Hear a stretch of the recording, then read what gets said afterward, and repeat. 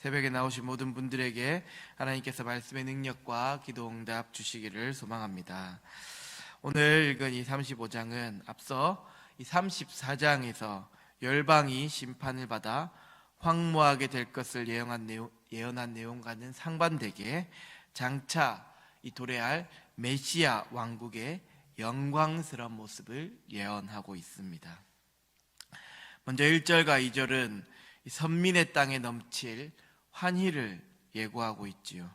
이 황무지와 같은 광야, 메마른 땅, 사막이 기쁨과 즐거움이 넘칠 것이라 말씀하고 있습니다.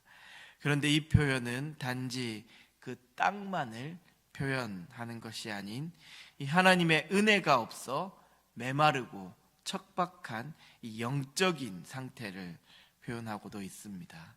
하나님의 말씀에 불순종하고 각종 우상 숭배로 인해 버림받았던 이 유다와 이스라엘 백성들, 하지만 하나님께서는 그들을 영원히 버리시지 않으시고 다시 회복시킬 것을 약속하셨습니다.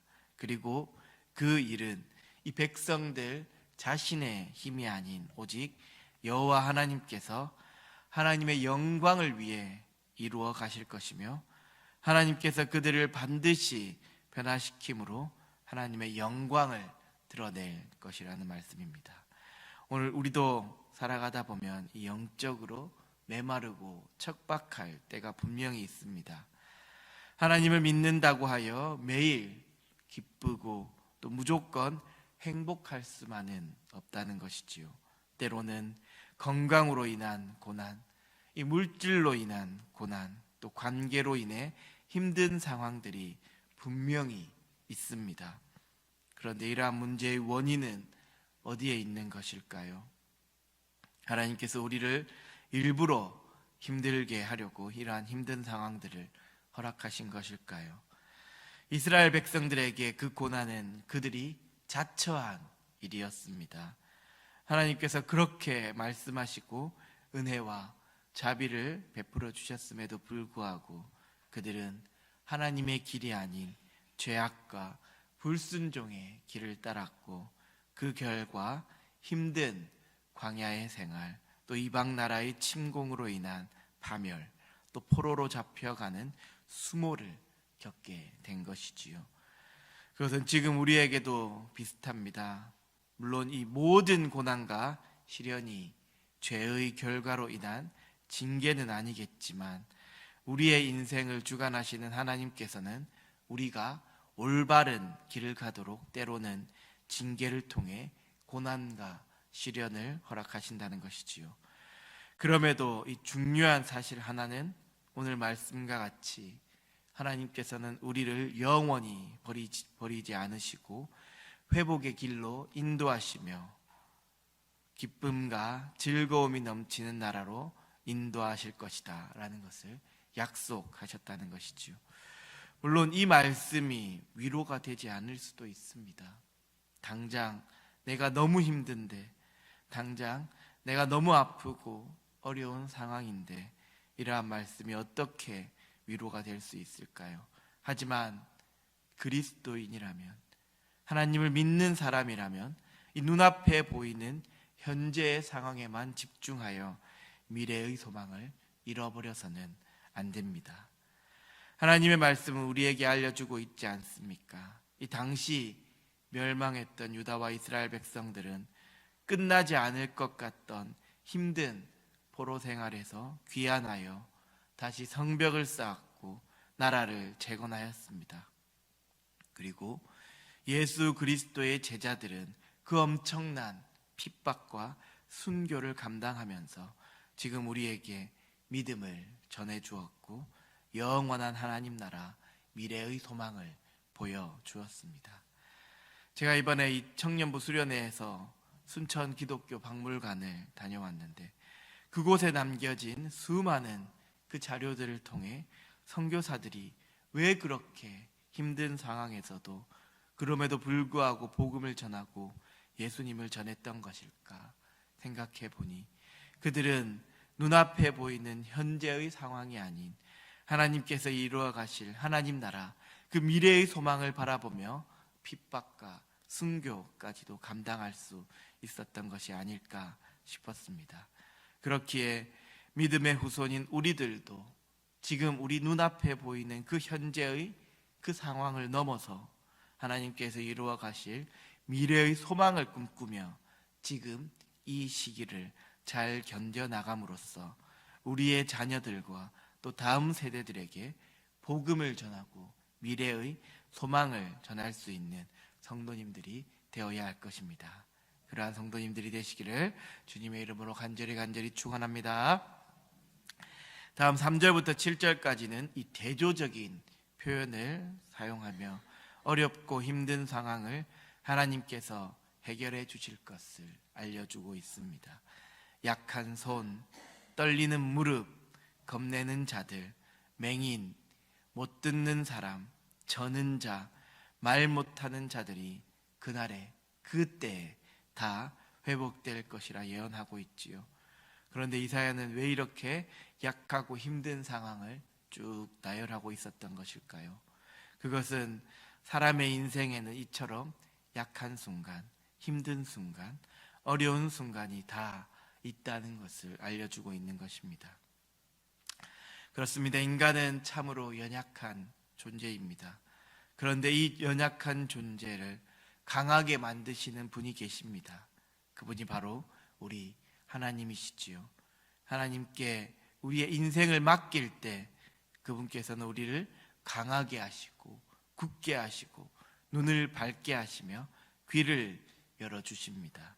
그리고 연약한 우리를 강하게 하심으로 하나님께서는 자신의 영광을 드러내고자 하십니다. 하나님께서는 그렇게 우리를 사용하시지요. 그런데 이렇게 영광을 드러낼 수 있는 일을 하나님께서는 아무에게나 허락하지 않으셨습니다. 오늘 8절에서 10절은 명확하게 그 사실을 알려주고 있지요. 그것은 오직 구속함을 입은 자들만이 가능하다라는 것을 말입니다. 하나님께서 인도하시는 거룩한 길은 깨끗하지 못한 자, 우매한 자는 가지 못합니다.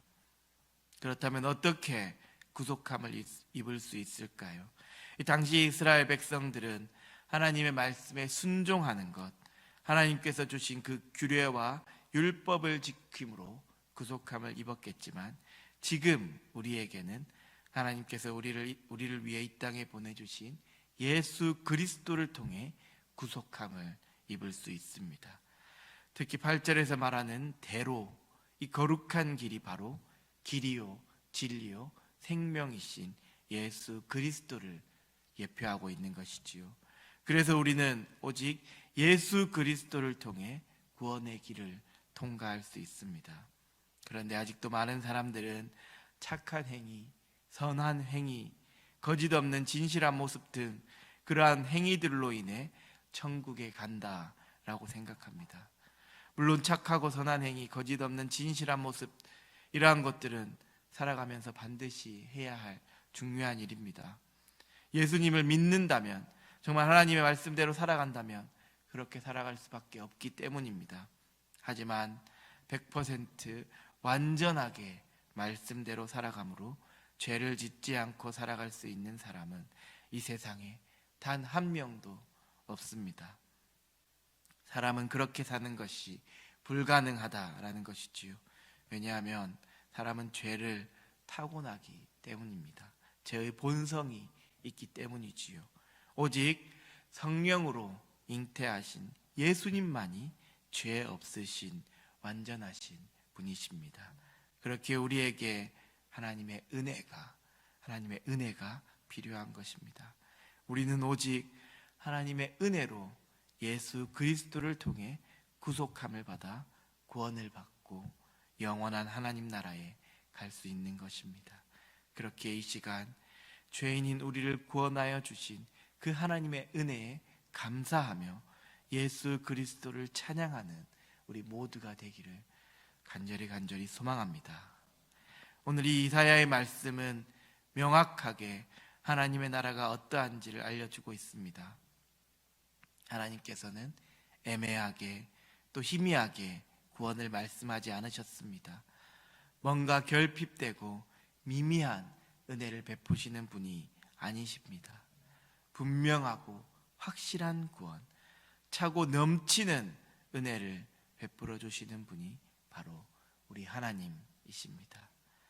사실 지금 우리가 살아가는 이 세상은 너무나 악이 넘쳐나고 있고 정의와 공의로 다스려지기보다는 불의가 넘쳐나며 공고하고 절망적인 상황 가운데 있습니다. 그런데 하나님께서는 분명하게 말씀하셨습니다. 분명하게 그 상황을 반전시키시며 슬픔과 탄식이 사라지고 기쁨과 즐거움이 넘쳐나는 하나님의 나라로 우리를 인도하실 것이라 오늘 이 말씀을 통해 약속하셨습니다. 그리고 우리는 그 하나님께서 이 땅에 우리를 위해 보내주신 예수 그리스도를 믿음으로 그 길을 통과하여 하나님의 나라로 반드시 들어갈 것입니다. 오늘 주신 이 약속의 말씀, 이 약속의 말씀을 굳건하게 믿고 지킴으로써 하나님의 나라에 가는 그날까지 흔들리지 않고 그 구원의 대로를 걸어가는 우리 광양중앙교회 성도님들이 되시기를 주님의 이름으로 간절히 축원합니다. 기도하겠습니다.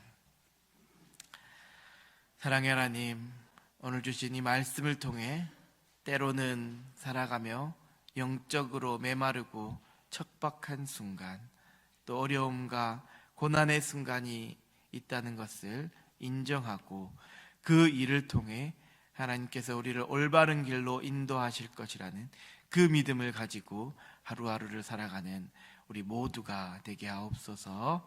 오직 하나님의 은혜로 예수 그리스도를 통해 구속함을 받아 하나님의 나라에 간다는 것을 잊지 않게 하옵소서.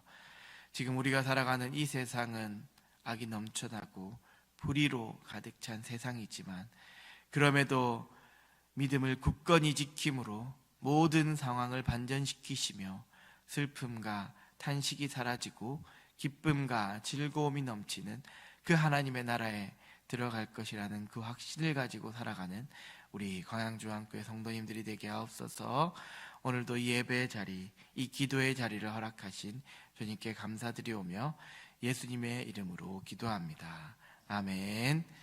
하늘에 계신 우리 아버지, 아버지의 이름을 거룩하게 하시며 아버지의 나라가 오게 하시며 아버지의 뜻이 하늘에서와 같이 땅에서도 이루어지게 하소서.